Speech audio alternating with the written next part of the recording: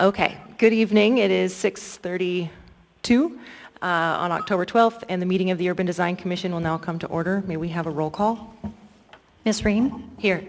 Ms. Cash? Here. Ms. McKee? Here. Ms. Gordy? Here. Ms. Foland? Here. Mr. Cox? Here. Ms. Nanello? Here. Ms. Sullivan is excused. You have a quorum. Thank you. Thank you. Moving on to minutes, may we have a motion to approve the minutes from September 14th?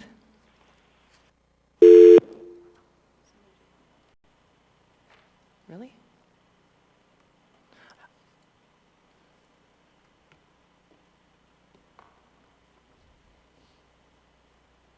Okay, we have a motion from Commissioner Gordy and a second from Commissioner McKee. Are there any corrections to the minutes? Seeing and hearing none, the minutes are approved. Are there any disclosures this evening?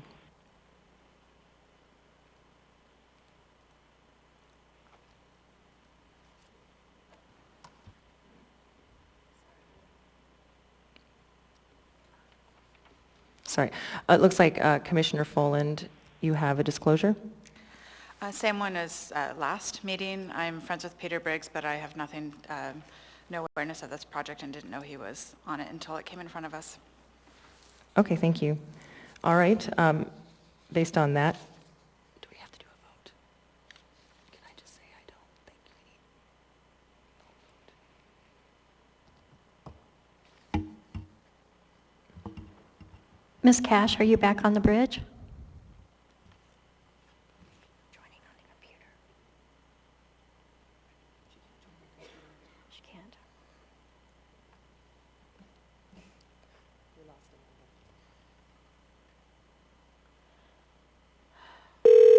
That's her again.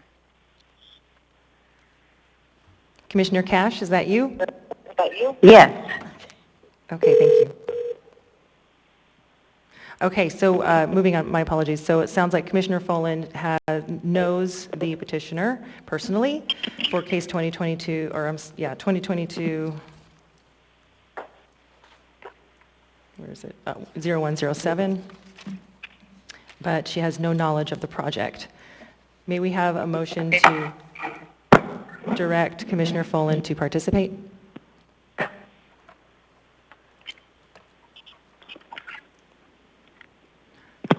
We have a motion from Commissioner McKee and a second from Commissioner Gordy. If there's no discussion, may we move to a vote?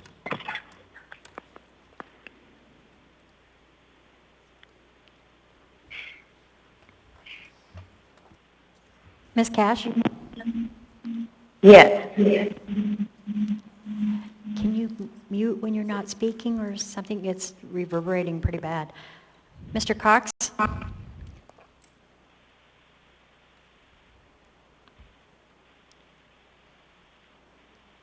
Mr. Cox?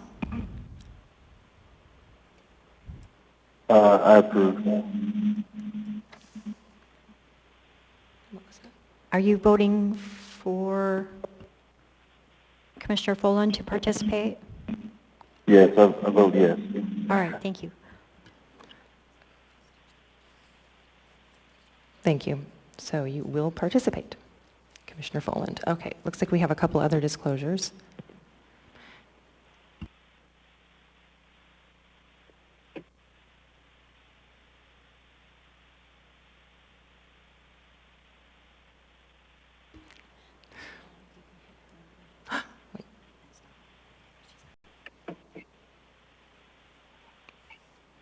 Was Commissioner Nanello next? Okay.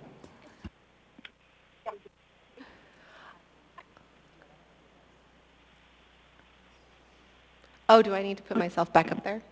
No? Okay. I know Alma Abaza socially. I don't have any vested interest in this case, but I'm assuming she's here to testify on behalf of this case. So that's my disclosure. Okay, so it sounds like she has the same issue as Commissioner Foland. Can we get a motion to direct Commissioner Nanello to participate in case 2022-0107.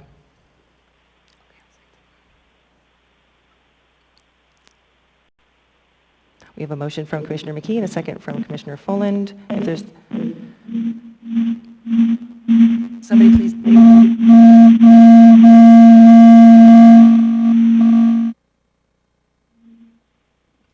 Okay, I think those on the bridge phone are going to need to mute at all times unless speaking. If you are connected to this meeting more than one way, I ask that you hang up one. It sounds like somebody's on two lines at once. So let's, hopefully this will correct it. Okay, that being said, we need to, if there's no discussion, we need to make our vote for Commissioner Nanalo to participate. Ms. Cash? Yes. Mr. Cox? Yes. Thank you. Motion passes. Commissioner Gordy? I have a similar disclosure for case 2022-0107. I'm also personally friends with Alma Abaza, but we have not discussed this case. I actually didn't even know she was on this project, so. Okay, thank you, Commissioner Gordy. Can we get a motion to direct Commissioner Gordy to also participate in this case? We have a motion from Commissioner Folland and a second from Commissioner Nalo. I'm assuming there's no discussion. Let's vote. Ms. Cash? Yes. Mr. Cox? Yes. Thank you. Was there anyone else who needed to, bless you, was there anyone else who needed to disclose? I wasn't sure if we lost someone. Hi, this is Barbara. Yes, Thank you, Barbara. I have a professional friendship with the applicant, and I wanted to let you know that it will in no way be a hindrance to my judgment on this case. Thank you. We have a lot of friendly disclosures this evening. Let's go ahead and get a motion to direct Commissioner Cash to participate. Moved by Commissioner McKee and seconded by Commissioner Nanalo. And a vote? Mr. Cox? No.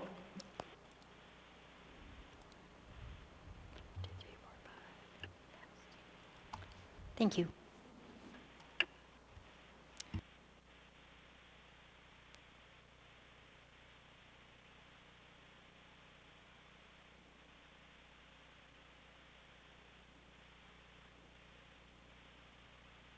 Okay, that passes. We do have 5.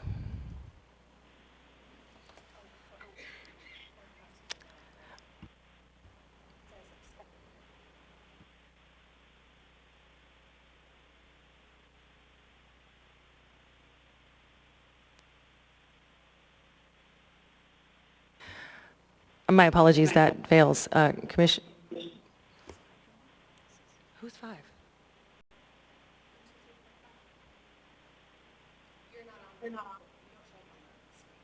Oh, got it.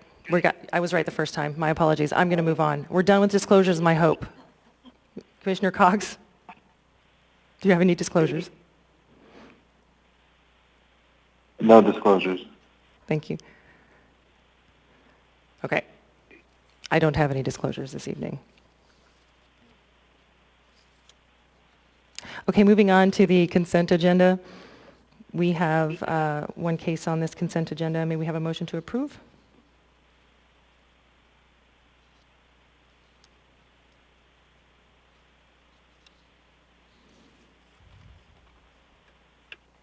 Moved by Commissioner Gordy, seconded by Commissioner Nanalo. Would anyone like to pull the item from the agenda for discussion or corrections?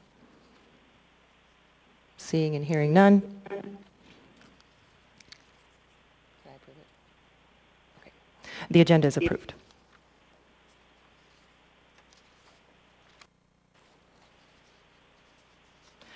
All right, moving down to the business at hand here. Our next item on our agenda is public hearings. I will read the procedure by which the public may speak to the Urban Design Commission. Okay. The procedure by which the public may speak to the Urban Design Commission at its meeting is, after the staff presentation is completed on public hearing items, the chair will ask for public testimony on the issue. Persons who wish to testify will follow the time limits established in the Urban Design Commission Rules of Procedure. Petitioners, including all of his or her representatives, are given 10 minutes. Rebuttal by the petitioner may be allowed when time has been reserved. Representatives of groups such as PTAs, community councils, get 5 minutes, and individuals are 3 minutes. When your testimony is complete, you may be asked questions by the commission. You may only testify once on any issue unless questioned by the commission. An individual may have appeal rights relating to any action the Urban Design Commission takes, except commission recommendations to the Assembly, which are not appealable. Appeals must be filed with the clerk's office within 20 days after approval by the Urban Design Commission of the resolution, which is the commission's final decision.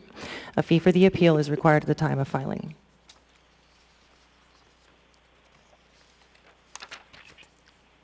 Okay, we have before us case 2022-0107. The petitioner is the Anchorage School District with a major site plan review for Kincaid Elementary School. May we have staff's presentation? Yes, thank you, Chair Ream. I'll provide a synopsis of the written staff report. The Anchorage School District is requesting approval of a major site plan review for Kincaid Elementary School. This site plan doesn't propose any changes to the school building.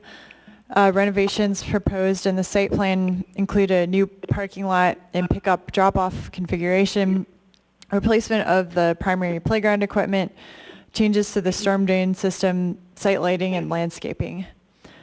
Public hearing notices are mailed out in accordance with the procedures of Title 21. Public hearing notice was also sent to the Sand Lake Community Council. As of the time of this public hearing, no public comments have been received for the site plan review.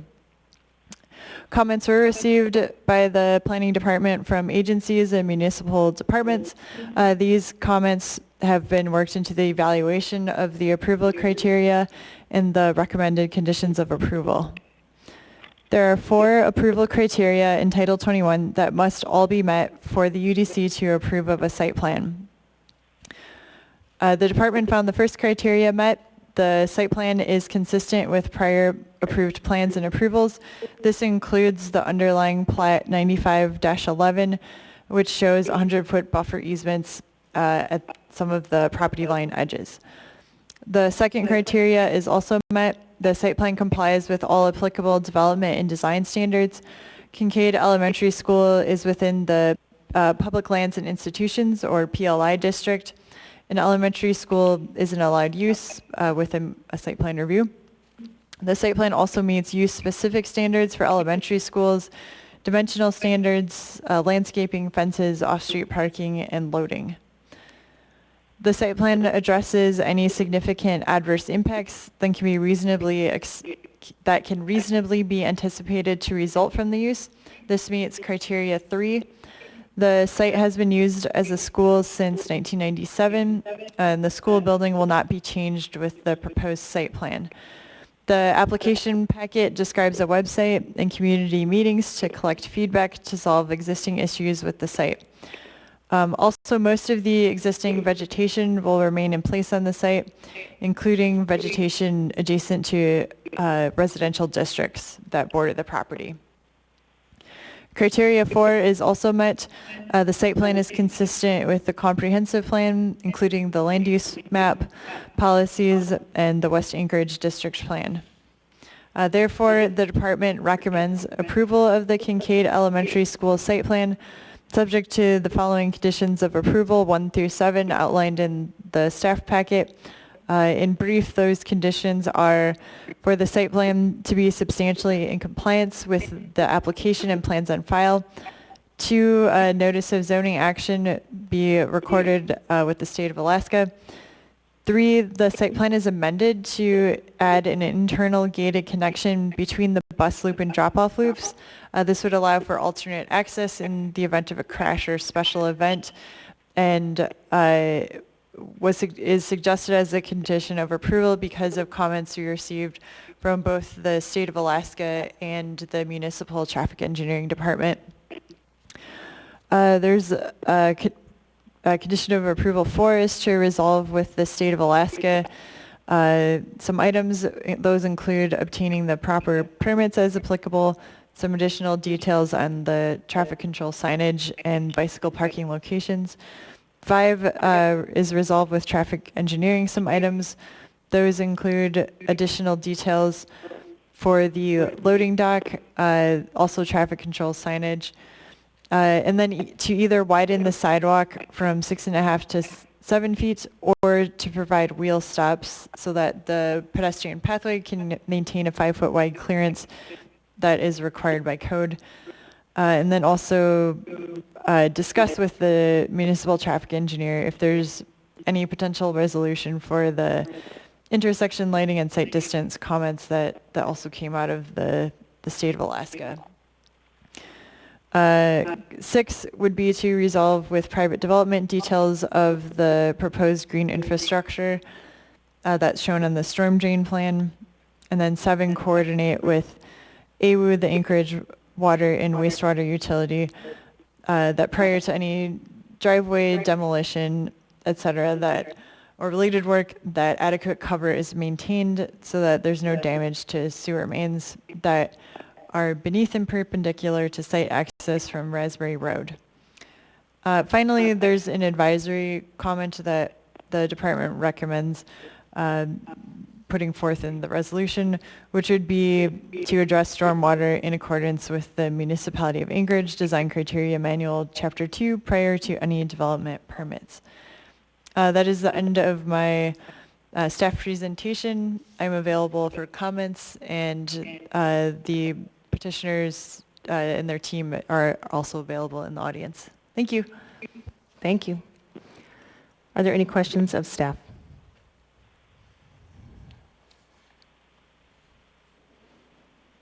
I have a question, if nobody else does. So why do we provide advisory comments in a resolution if we're not going to make it a condition of approval? I put it as an advisory comment, I suppose, because the way the comment was written, I believe this came from private development, where they actually wrote it as an advisory comment, and so that's how it ended up there. I can double check really quick to make sure my memory is correct on that.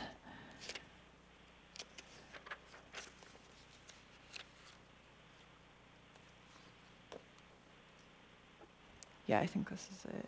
Yes, yeah, so this came out of comments sent to me from the private development department, so they gave their they gave their comment for the that the okay. It was another department that actually commented on the stormwater control and said to resolve that with private development. So that was left as a condition of approval. And then private development sent me an advisory comment for the stormwater. So that's how it ended up as an advisory comment for this particular case, because I decided to go with the way it came in from private development. In general, I guess why we have advisory comments are if we don't want to make them binding, but we still want to communicate a piece of information or something that is desirable but may not necessarily be required by code is, I guess would be my best answer for how something sometimes ends up as advisory. Okay, and my comment to that would be that any development has to follow the Anchorage Municipality's stormwater plan design criteria in order to obtain a permit. So I feel that goes without saying. That being said, if it was said by private development, can we put it in the private development A? Yes, I think that would work out just fine, because you're correct. They would have to follow this anyway by by the regulations of the municipality. So we may as well just put it under, it would be a new letter under private development. Okay. Okay, oh, Commissioner Nanalo? Sorry, now I have a quick question to just follow up on that, and it's just to make sure I'm understanding something correctly here.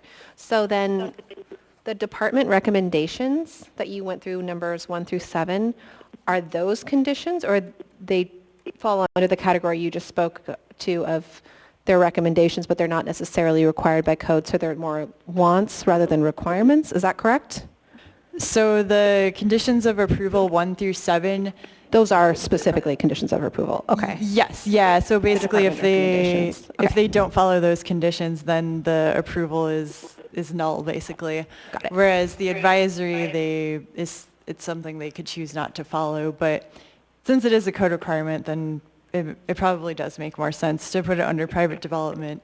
So the department recommendations, these are the conditions of approval. They say department recommendation here at the top. That's why I'm just, that's why I'm asking, because I just want to make sure I understood correctly, because I got a little confused there. No, I can answer that one too. Sorry, I kept hitting my speak button and it cut with the volume. So. No, it's okay. But so it's a recommendation because the Urban Design Commission can change them. So Okay. yeah, so we put it forth to you as a recommendation, but you can decide to go with it or amend them or add or do what you want with them. Got it. Thank you. Okay, another question on that note. If the traffic department requests something, it doesn't necessarily mean it's required. So that's why, because they've requested it and staff agrees that might be a good solution, we've included it, correct? Yes, Yeah. that is correct. So any issues the traffic department has that are part of design criteria or the private development, they might also be in here. But they would have to have approval from that in order to get a permit. If for some reason they have to change something on their site plan, though, this is a question for you, based on these resolutions, if it changes what they submitted to us, do they need to come back? I guess if the change is to meet one of the conditions of approval, so like the sidewalk, for instance, a condition of approval is they have to either widen it or put the wheel stop. So if the change is just to meet the condition of approval, then no, because the commission would have been aware that it was a forthcoming change. Right, I think I'm speaking more of like intersection changes, because they haven't resolved that with the state of Alaska. Is there going to, if they have to make a change to the intersection location or the way it's approached, does that require them to come back? Probably not. Probably not. So I guess it says specifically intersection lighting for traffic engineering, and then let me go to And traffic control and that sort of thing, right? Yeah. But there's, passenger loading zones, parking areas, things like that. So if they haven't shown something that is required and makes a change, does that need to come before us? I'm hoping not. No, unless no, if they're doing it to meet code, then no. Or if it's a condition of approval, then no. Okay, I think I've hammered that enough. If there are no other questions of staff, anybody on the phone have a question? Hearing none, may we have this petitioner come forward, state your name, and spell it for the record?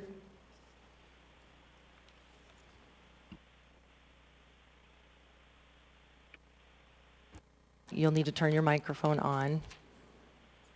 It's a green button. Got it? Yep, and then it'll have to be very close. So you I might always- want to raise it up a little Yeah. bit so you don't have to, there you go. I always feel like I'm going to be a beatboxer, Okay. Alrighty, so my name is Rebecca Campbell, R-E-B-E-C-C-A, and Campbell, C-A-M-P-B-E-L-L. I am with CRW Engineering, and I'm representing the Anchorage School District. I'm the project manager for the Kincaid Elementary School project. I also have Peter Briggs with me, and of course, Alma, and Brad Little, and then Bob Weber from ASD. And did you want to reserve any time for rebuttal? Maybe just 2 minutes, Okay. just in case. Kincaid Elementary School, just a real quick summary, it was built in 1996. It serves kindergarteners through 6th grade, including 2 life skills classrooms. Its last year's enrollment was right around 486 students. Since construction, it's had multiple issues with failing subgrade, lots of frost heaving, settlement with drainage lines and different things like that. It's caused numerous repairs have been made at it, but they've all been temporary measures. It's also had issues with lighting from the conduit breaking from the soils heaving. They have drainage issues, like I said, including some slipping hazards. Insufficient parking, mainly ADA parking is insufficient, and that's because of the high number of life skills classes they have. They also have lack of snow storage. The traffic operations on site have been a documented issue. Right now, parents drop off and buses use the same entrance from Raspberry Road. During afternoon pickup, the queue gets so long for parents picking up that it blocks Raspberry Road, and it actually extends all the way into Raspberry Road. This also prevents the buses from entering the site because there's so many parents there. They've also had issues with their exit on Caravel, with it being too icy, and problems in the winter with cars sliding into each other. The playground as well has reached the end of its lifespan, and the surfing is not ADA compliant. So ASD identified this as a school that needed improvements for the site. Like was said before, we've had an extensive public involvement effort, which has included a project website, an online survey of all the staff and PTA and the teachers, students and parents, did a PTA presentation, met with the Sandlot Community Council, and did 3 open houses in April, May, and June. And feel like we've gotten pretty good feedback from everybody in the local neighborhoods as well. We're invited to all of the open houses. And we've developed traffic alternatives for improving the operations on site, which we presented to both MOA Traffic and DOT, and came up with our final design, which includes separating the buses and the parent traffic. Buses are planned to enter from Caravel, so they'll be completely separated. The parents will continue to enter from Raspberry, but they will also exit onto Raspberry as well. Just as a quick note, the majority of parents from this are coming from they're headed eastbound, so they're coming and making a right turn into Raspberry to get in, and then a left turn to get out. It is a designated school zone school zone area, and we are working with ADOT to add an additional lighted school zone sign. Let's see, we also expanded the parking by about 13 vehicles, 13 spaces. This was mainly ADA spaces, additional ADA spaces. We've added snow storage. We've increased the overall queue length for the drop-off, planning to install a new playground with ADA surfacing, new landscaping, and then also new lighting. So that's all I have. Any questions? Are there any questions for Ms. Campbell? Commissioner McKee? Hi, I have a question. There was a comment received from Michael Walters from Right of Way for Anchorage Works, asking that the need for ADA ramps at the Caravel Drive entrance. This is used as a major access road to the property. Are the ramps on, because we don't have profile, are they ADA compliant? They will be ADA compliant. Thank you. So that pedestrian access is being maintained, and they will be ADA compliant. Great, thank you. Commissioner Folland? I had a question about the drainage issues and the frost heaves. Are those like a design issue, construction issue, or just unknown site conditions? It's a site condition. It has a very high, the soils are very frost susceptible. So we're looking at excavating them out and then replacing it with a non-frost susceptible section. So most of it, 25 years ago, they didn't build them necessarily as robust as they do now, parking lots, so this is just a reflection of that. Okay. Thank you. Commissioner Follen, is there anyone else who would wish to ask a question of the petitioner? Anyone on the phone? Okay. I do have one question. Do you have any concerns with the department's recommendations? No, not at all. And do you have any concerns with us adding the advisory comment as a condition? No, we would have to do that as part of the permitting process anyway. I had to ask. Okay. All right. Well, I guess that opens the public hearing. Is there anyone here that wishes to testify? You may come forward and state your name and spell it for the record. And let me know if you are an individual or here representing the group or the petitioner. And my apology. Thank you, Ms. Campbell. Thank you for that. My name is Mark Cosby. Last name is C-O-S-B-Y. Thank you for this opportunity to talk. Thank you for the presentation.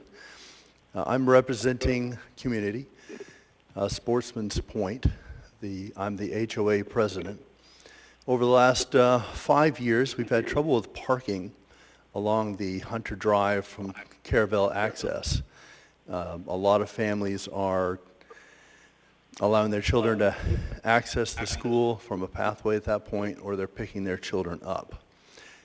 That's becoming a choke point in the neighborhood, especially with the latest round of, well, the lack of bus drivers for that point. Another issue that we're running into on Hunter Drive, that's a sidewalk adjacent to the school property, there is no snow removal there. I don't know if this plan has any plan with city that as the site improvements change, that it changes any zoning as far as snow removal goes. But I personally take my snow blower up the street to take care of that. There's too many young kids and older folks that are actually walking in the street during the middle of winter. So those are our concerns, that for the last 5 years we've been watching traffic build up along that street, and we're hoping that these site changes can accommodate that. I don't know that you guys had any opportunity to do any traffic counts on that side of the road or not. But thank you very much for your time. Thank you. Are there any questions for Mr. Cosby?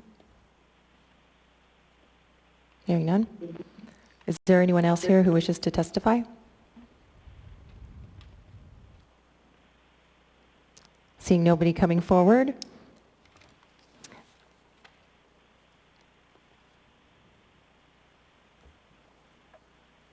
I would like to ask if the petitioner would like to come forward to use her 2 minutes for rebuttal, or 6 minutes and 38 seconds, looks like. Maybe you can answer some of Mr. Cosby's questions. Yeah, I did. I just had a comment. Hunter Drive, just so everybody's aware, is the street that's just to the southeast of the site. There's currently a pedestrian trail that it's the school, one of the school walking routes.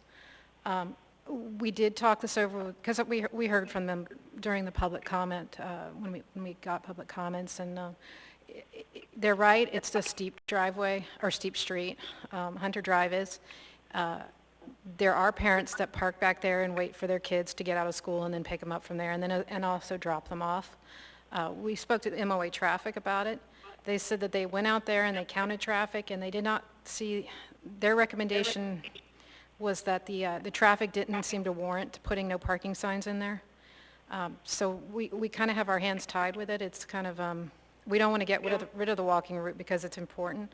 We are making it easier for parents to get in and out of sight, so that should help it some. Ultimately, like I said, we approached MOA about it, and they had made the decision that it wasn't necessary at this time. Thank you. If there are no other questions of the petitioner or staff, the public hearing will be closed. Hearing and seeing no other comments, may we have a motion to approve the major site plan review for the Kincaid Elementary School?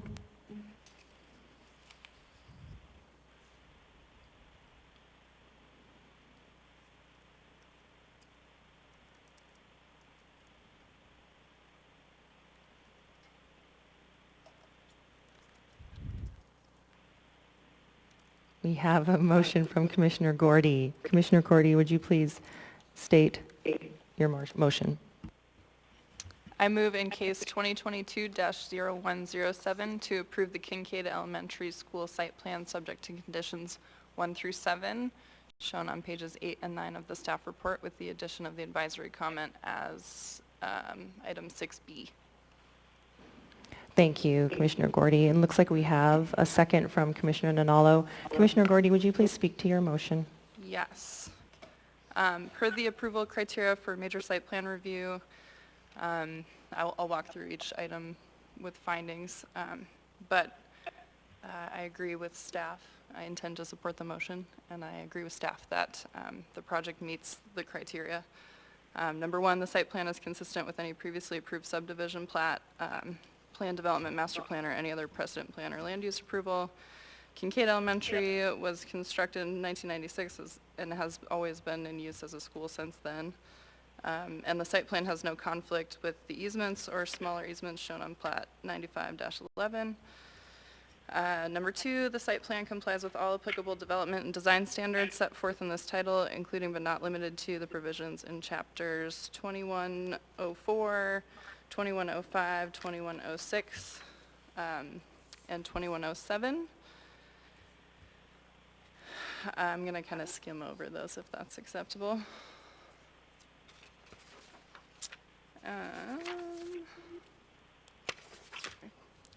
It also complies with number 3. The site plan addresses any significant adverse impacts that can reasonably be anticipated to result from the use by mitigating or offsetting those impacts to the maximum extent feasible. The site has been a school, as stated previously, since 1997, and the school building will not change with the proposed plan. Conditions of approval address departmental comments on site circulation, and existing vegetation will remain in place on site. Number 4, the development proposed in the site plan is consistent with the goals, objectives, and policies of the comprehensive plan, including policies 42, 43, 44, 45, 50, 78, and 89.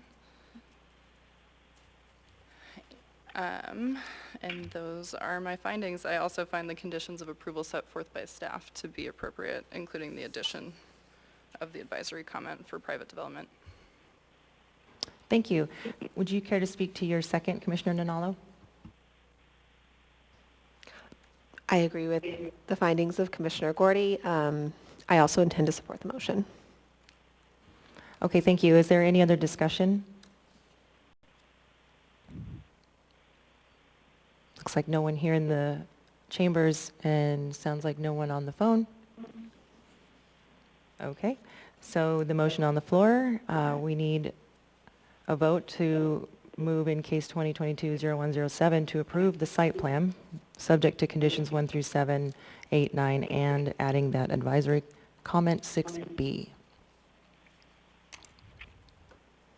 Ms. Cash?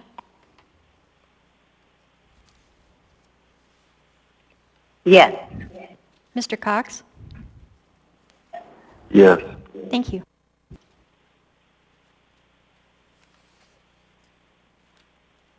And that motion passes.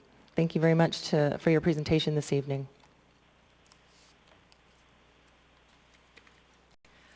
And that is the last official thing on our agenda.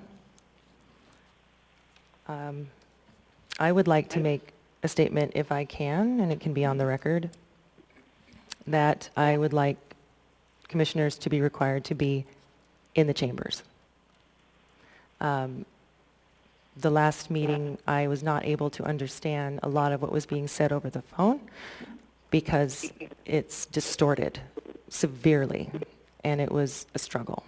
And I feel like there were important things being said. So if a commissioner can't be here, I feel like they need to be excused. Otherwise, we miss an opportunity to address issues that might change the motion, which might have happened. So I just want to put that on the record. No comment necessary. I have a quick comment. Okay. From being someone on the phone twice, it is extremely difficult to hear on the other side as well. Anybody who's up at the mic, it's almost impossible, and there's a lag if you're trying to watch it on YouTube. It's very, very hard and not ideal. Agreed. Thank you for that. Okay, is there any other comment for the record? I've got a comment for the record. This is Commissioner Cox. Yes, sir.